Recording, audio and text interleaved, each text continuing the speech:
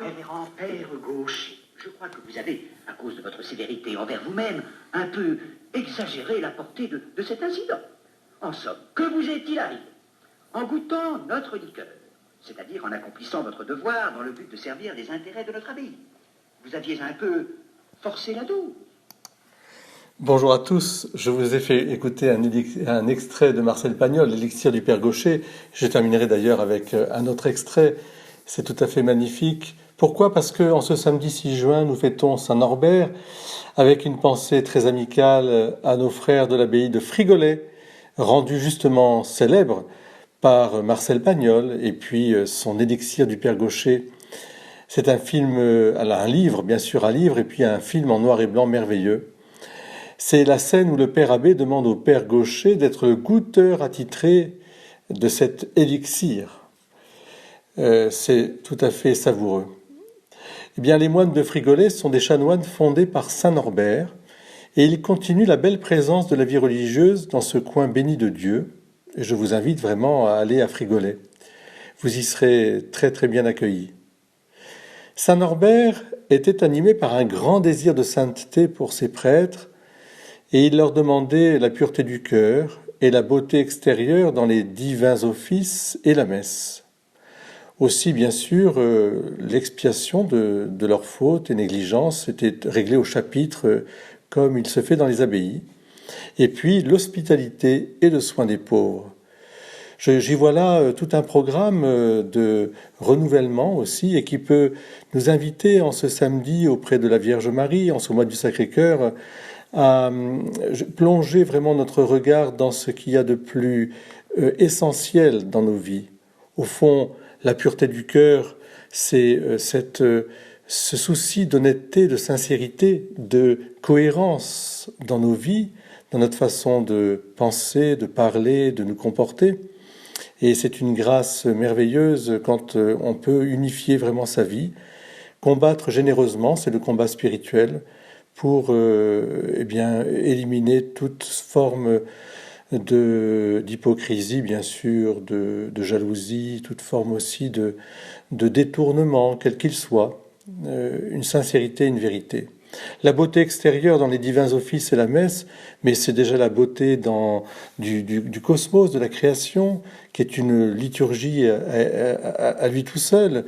Et puis aussi la beauté dans nos maisons, une certaine forme de liturgie aussi qui s'y passe, dans la propreté, dans l'ordre, dans la joie de vivre, dans le couvert bien mis, etc. Et bien sûr à l'église. L'église doit être un lieu de beauté, de louange, de grâce, de lumière et de paix. Enfin, l'expiation de nos fautes et négligences, je crois que c'est dans l'éducation fondamentale, apprendre à pardonner et aussi à demander pardon. Ça fait partie vraiment de la joie retrouvée, de sorte que, comme disent les spirituels, on ne se couche jamais sur un différend et qu'on s'embrasse avant de se coucher pour que la paix des cœurs règne. Alors, vous voyez, c'est tout cela qu'a fait saint Norbert, qui demandait aussi cet accueil du plus pauvre, l'hospitalité, la porte ouverte. Voilà, que ce soit pour nous une façon de passer un bon samedi du 6 juin, de nous préparer à la fête de la Trinité aussi, là où tout n'est que beauté, luxe et je dirais volupté céleste, là où tout n'est que bonté et amour. Alors, encore un petit extrait de l'élixir du Père Gaucher. Vous savez que le célèbre moine Schwartz, l'inventeur de la poudre, fit sauter par inadvertance la moitié de son couvent. Eh bien, ce jour-là, vous avez été comme lui, la victime de votre invention. En somme, il s'agit d'un accident. Ajoutons que vous étiez extrêmement ému par votre élévation au rang de Père Blanc, qui était le couronnement d'une vie de piété, de dévouement. Et ajoutons aussi que la sincérité de votre repentir a effacé jusqu'au souvenir de ce qui ne fut qu'une erreur. Mais mon père, la chanson, cette effroyable chanson. Mais mon révérend père, mais qu'est-ce que c'est qu'une chansonnette? Monsieur Charnig a raison. Oui, j'admets qu'elle était un petit peu... oui, enfin, elle n'exprimait pas vos sentiments profonds. Allons, mon cher fils, goûtez cette liqueur. Comme vous me l'avez dit fort justement un jour, il ne s'agit pas de boire de l'alcool. Ah, non, Il s'agit de faire une expertise. Je vous prie de la faire.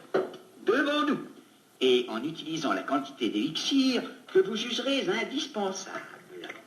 Moi, je ne demande pas mieux.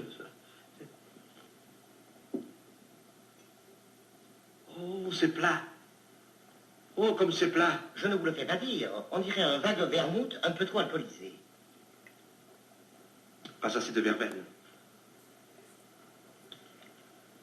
Et trop de pèpre d'ail. Ainsi, vous pouvez immédiatement analyser. Et le sucre? Le sucre pas assez cuit. Il faut qu'il s'approche du caramel. Pas tout à fait, mais presque. C'est notre endroit de camp, avant-hier. Par conséquent, c'est le père Honoré qui était de service à la dégustation. Il est plein de bonne volonté, mais il trouve tout bon. Ce n'est pas de sa faute. Il a une langue imperméable. Les gencives en bois. Oh, les autres aussi, d'ailleurs.